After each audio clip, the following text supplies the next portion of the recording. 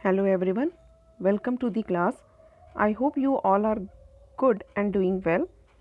In this video, we will solve the word problems related to area and perimeter. In the previous video, I have already given the concept and the questions related to area and perimeter. आज के इस video में हम word problems को solve करेंगे। तो पहला question होता है how to solve word problems, क्योंकि बच्चों को वर्ड प्रॉब्लम सॉल्व करने में थोड़ी प्रॉब्लम्स आती हैं कि उसमें क्या दिया है या क्या मैथमेटिकल ऑपरेशन हमें अप्लाई करना है, ये क्लियर कभी कभी नहीं हो पाता है। तो वर्ड प्रॉब्लम सॉल्व करने के लिए मैंने यहाँ पे 4 स्टेप डिफाइन किए हैं। पहला तो है अंडरस्टैंड द प्रॉब्लम, कि वो जो प्रॉब्लम दिया हुआ है उसको समझिए, उस क्वेश्चन को आप रीड एंड रीड करिए, बार बार पढ़िए और उसमें से देखिए what is to be given, उसमें क्या दिया हुआ है, and what is to be find out, उसमें क्या फाइंड आउट करना है। After it then think and devise a plan. फिर जब आपको पता चल जाए कि क्या दिया हुआ है और क्या फाइंड आउट करना है, उसके बाद आप एक प्लान जो है वर्ड प्लान एक बनाइए कि कैसे हम उस किस प्लान की या क्या स्ट्रेटजी अपना के, कौन सा टूल अपना के हम उस क्वेश्चन को सॉल्व कर सकते हैं। फिर कैरी आउट द प्लान, उस प्लान को फिर आप अप्लाई करो एंड लुक बैक। फिर आप उसको एक बार देखो क्या इसके अलावा, क्या इसके अल्टरनेट में हम कोई मैथमेटिकल ऑपरेशन या इससे इजी कोई मैथमेटिकल ऑपरेशन इस पर अप्लाई कर सकते हैं या नहीं। तो हम यहाँ पे कुछ वर्ड्स प्रॉब्लम सॉल्व करते हैं जो कि एरिया और पेरीमीटर से रिलेटेड है। तो फर्स्ट क्वेश्चन है find the area of the wall to wall carpet required to cover a room of length 13 metre and breadth 8 metre. What will be its cost if its cost per square metre is ₹25। तो यहाँ पे ये जो question है वो दो part में है। पहला कह रहा है कि एक वॉल है, इस तरीके का एक वॉल है और उस पर हमें वॉल कारपेट लगाना है पूरा, ठीक है। तो उसका एरिया, हमें उस वॉल कारपेट का एरिया पता करना है और हमें उसकी कॉस्ट भी बतानी है। और इसमें कॉस्ट हम कैसे बताएंगे, यहाँ पे गिवन है कि जो कॉस्ट है पर स्क्वायर मीटर का वह ₹25 है। तो पहले तो हमें इस कारपेट का एरिया पता करना है।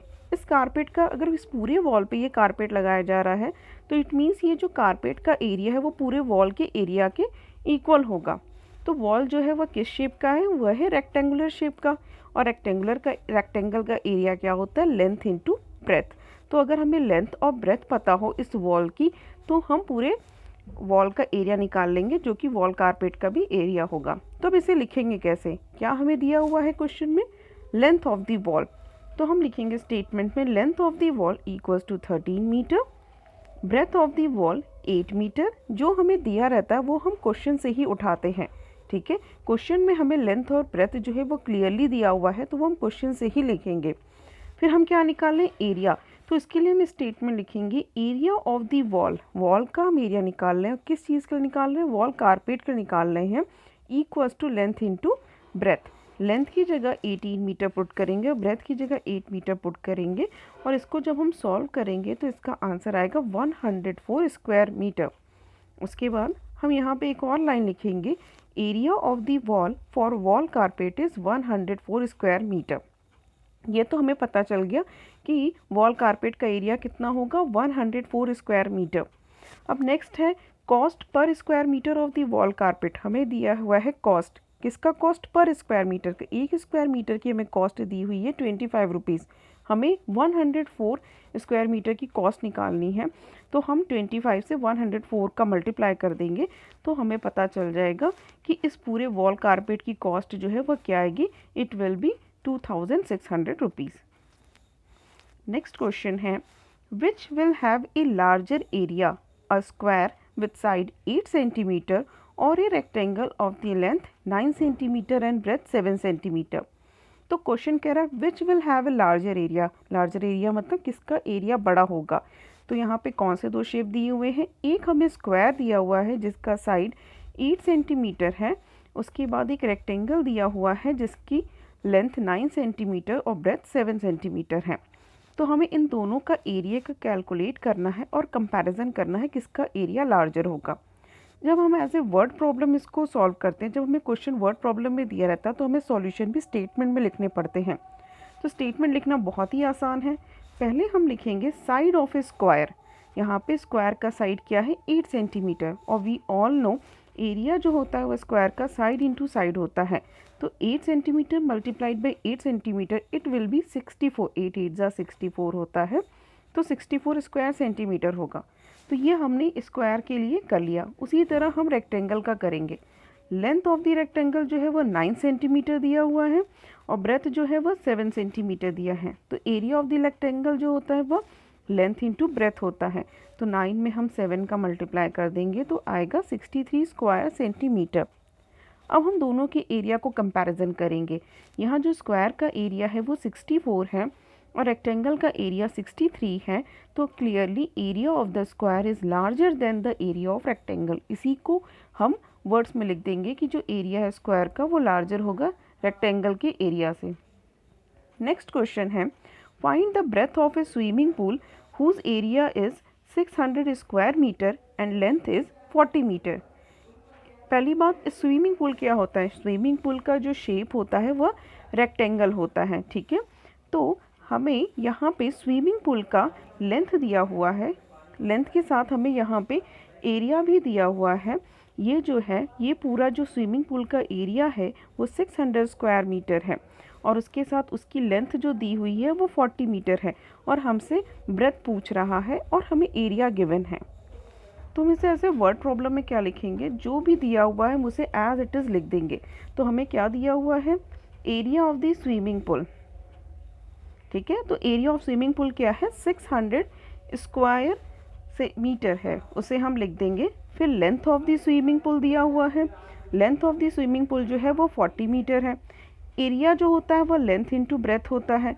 तो अगर हमें ब्रेथ निकालना होगा तो हम लेंथ से डिवाइड कर देंगे। तो सब हम 600 में 40 से डिवाइड करेंगे तो 50 आएगा। तो breadth of the swimming pool is 15 metre. इसी को हम वर्ड में लिख देंगे कि ब्रेथ जो होगा वो स्विमिंग पूल का 15 मीटर होगा। नेक्स्ट क्वेश्चन है, how many square stamps of the side 5 centimetre can fit into a page of the length 90 centimetre and breadth 25 centimetre. यहाँ पे ये क्वेश्चन कह रहा है how many square stamps of the side 5 centimetre. तो यहाँ पे एक स्टैम्प है जो कि स्क्वायर शेप का है। ये इस तरीके का स्टैम्प होता है। स्टैम्प जो होता है वो एनवलप के ऊपर, लिफाफे के ऊपर लगाया जाता है और इसके ऊपर ये जो लिखा होता है जैसे 500, इट मीन्स ये 500 पैसे हैं जो कि 500 रुपये को दिखाता है और ये एनवलप लिफाफे के ऊपर लगाया जाता है, ठीक है। जब भी हम किसी को लेटर जो है पोस्ट करते हैं तो उसके ऊपर हम इस तरीके का स्टैम्प लगाते हैं जो बताता है कि हमने लेटर की जो अमाउंट है, उसको भेजने की जो कॉस्ट है वो हम ऑलरेडी पे कर चुके हैं, प्रीपेड होता है, ठीक है। तो इसमें क्वेश्चन ये कह रहा है कि हाउ मैनी स्क्वायर स्टैम्प्स, यहाँ पे ये स्क्वायर स्टैम्प है जिसके साइड 5 सेंटीमीटर है, उसको फिट करना है in a page of the length 90 centimetre and breadth 25 centimetre. ये एक पेज है इस तरीके का और हमसे पूछ रहा है कि ऐसे कितने स्टैम्प्स हम यहाँ पे फिट कर सकते हैं और इस पेज की जो लेंथ है वो हमें दी हुई है 90 सेंटीमीटर और ब्रेथ जो है वो 25 सेंटीमीटर दी हुई है और हम इस तरीके के कितने स्टैम्प्स यहाँ पे लगा सकते हैं। तो अगर हम ऐसे समझें कि अगर हमें इस पूरे पेज का एरिया पता चल जाए, इस पूरे पेज का अगर हमें एरिया पता चल जाए और एक स्टैम्प के एरिया से अगर हम उसको डिवाइड कर दें तो हमें पता चल जाएगा कि कितने स्टैम्प्स इस पर लगेंगे। तो इसको वर्ड प्रॉब्लम में कैसे करेंगे, तो हमें पहले किसका एरिया पता करना है, इस पेज का एरिया पता करना है। तो इस पेज के एरिया के लिए हम इस पेज का पहले लेंथ लिखेंगे। तो length of the page equals to 90 centimetre, breadth of the page equals to 25 centimetre. Area जो है, पेज जो है वो रेक्टेंगुलर शेप का है तो हम एरिया का फॉर्मूला अप्लाई करेंगे लेंथ इंटू ब्रेथ। तो ये 90 सेंटीमीटर इंटू 25 सेंटीमीटर हो जाएगा। इसको मल्टीप्लाई करने पे 2250 स्क्वायर सेंटीमीटर आएगा। तो हमने इसका एरिया पता कर लिया। अब बारी आती है इस स्टैम्प के एरिया को पता करने की। तो यहाँ पे साइड ऑफ द स्टैम्प जो है वह दिया हुआ है 5 centimetre. Area of the stamp जो होगा वह 5 इंटू 5 25 स्क्वायर सेंटीमीटर होगा और हमें नंबर पता करना है। तो हम इस पूरे रेक्टेंगल के एरिया में इसको एक स्टैम्प के एरिया को डिवाइड कर देंगे तो हमें पता चल जाएगा। तो जब हम 2250 में 25 से डिवाइड करेंगे तो 90 आएगा। इसको हम इस तरीके से भी कर सकते थे, 90 इंटू 25 डिवाइडेड बाई 5 इंटू 5। इसको यहाँ पे जो मैंने मल्टीप्लाई किया, आप मल्टीप्लाई ना करके डायरेक्ट भी आप डिवाइड कर सकते थे। तो ये इस 5 से 5 5 जा, इस 5 से ये 5 जाता तो 5 टाइम्स में जाता, फिर रेस्ट इस 5 से भी 5 जाता तो 1 टाइम्स में जाता, और ये आता 90। तो इसका आंसर जो होता है वो 90 आता। ठीक है, thank you for watching and subscribe this channel for further more educational video. Thank you.